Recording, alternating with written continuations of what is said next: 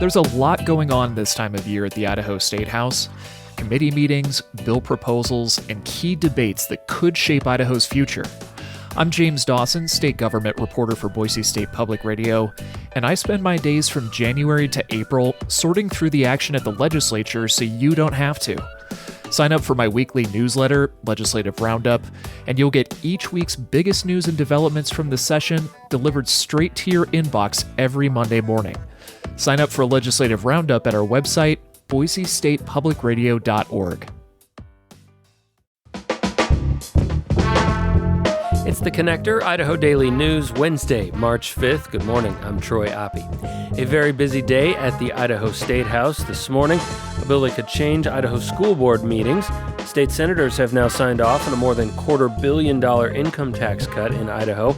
Mask mandates are now a thing of the past in Idaho after Governor Brad Little signed a bill yesterday. And Planned Parenthood is launching a new telehealth center in the state for reproductive and sexual health services. Those stories and more just ahead this morning.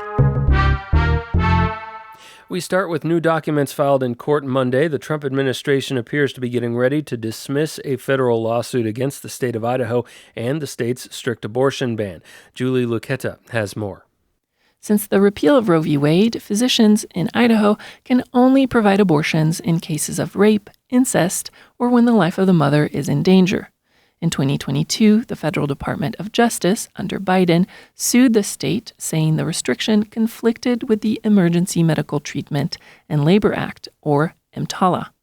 The federal mandate requires hospitals receiving federal funds to provide stabilizing care, which can include terminating a pregnancy to preserve the health of the mother in an emergency. In January, St. Luke's, the state's largest healthcare system, sued Idaho Attorney General Raul Labrador in anticipation of the Trump administration dropping the case. At the time, the hospital system asked for an expedited hearing for a preliminary injunction. It was denied because a pre-existing injunction from the original EMTALA lawsuit was already in place. On Monday, St. Luke's filed court documents citing an email it received from the Justice Department outlining the plan to drop the lawsuit, which could happen as early as today. Julie Luqueta, Boise State Public Radio News.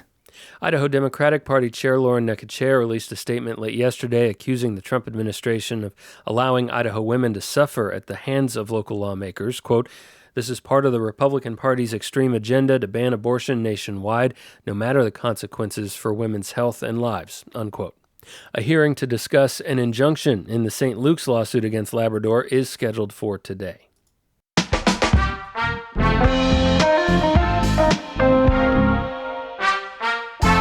Idaho senators signed off on a $253 million income tax cut yesterday in the face of falling state tax collections. James Dawson has more. The bill would cut Idaho's personal and corporate income tax rate to a flat 5.3%.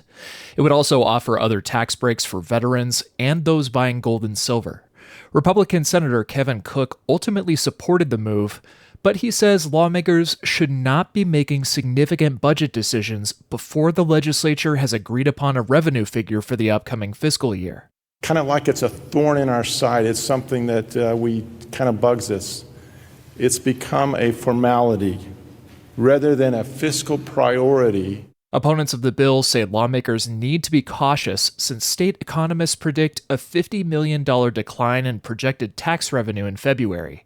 That's on top of the Trump administration firing tens of thousands of federal workers and imposing tariffs on foreign countries. Republican Senator Scott Groh says these efforts are temporary. Sure, they're having a hit right now. I would expect them to have a hit right now. But right now isn't 18 months from now. The bill now goes to Governor Brad Little for consideration. James Dawson, Boise State Public Radio News. After years of trying, Idaho lawmakers have passed legislation preventing any local government entity from requiring masks or other face coverings to prevent the spread of contagious disease, and Governor Brad Little has signed the bill into law. The order affects schools and any political subdivision in the state, but exempts hospitals and medical facilities or anywhere else where, quote, the wearing of a protective face mask is a mandatory requirement and necessary to perform required job duties, unquote. Supporters say the ban on mask mandates is needed to uphold personal freedoms.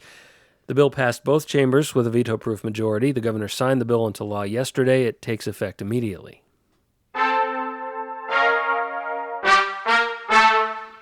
A bill that could change how school board meetings in Idaho sound is moving quickly through the legislature. George Prentice has this story. We can stop this meeting.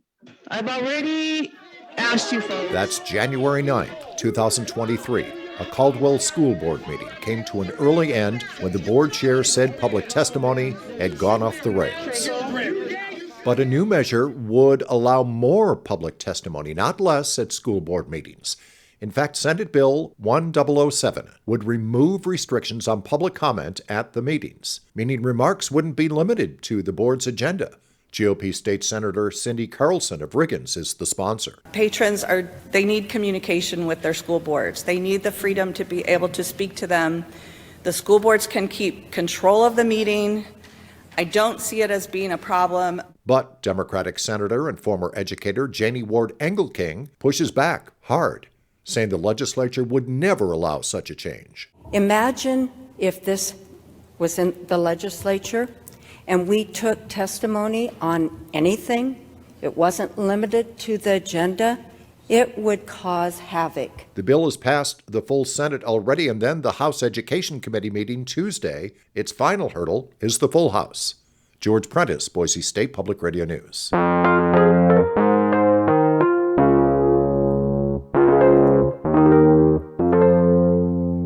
Planned Parenthood is launching a new telehealth center in Idaho for reproductive and sexual health services. Regional Director Rebecca Gibran says many Idahoans live in remote rural areas.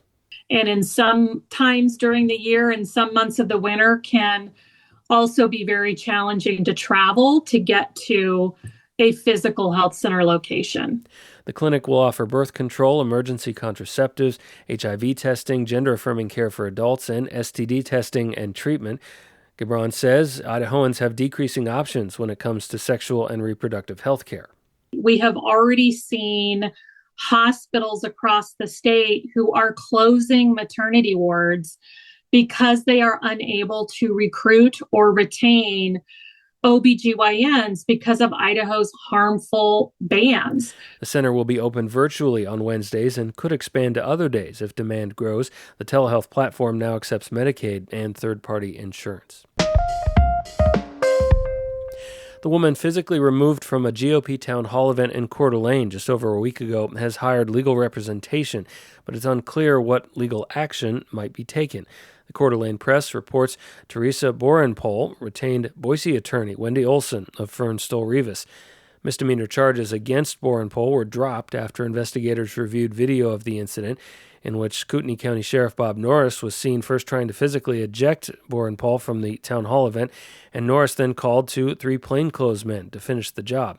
Those men were later confirmed by Coeur d'Alene City Police to be private security with the firm Lear Asset Management.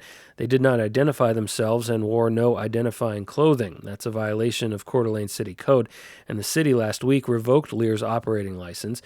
The press reports a crowdfunding campaign has raised over $330,000 for Borenpol's legal bills.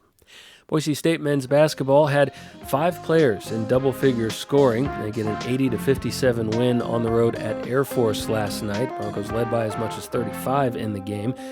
That is Boise State's final road contest of the regular season. The Broncos wrap up the regular season at home this Friday with Colorado State. That's The Connector on this Wednesday. I'm Troy Oppie. Our digital strategy manager is Lacey Daly. Our news director is Sasha Woodruff. Our general manager is Tom Michael. Catch back here again tomorrow.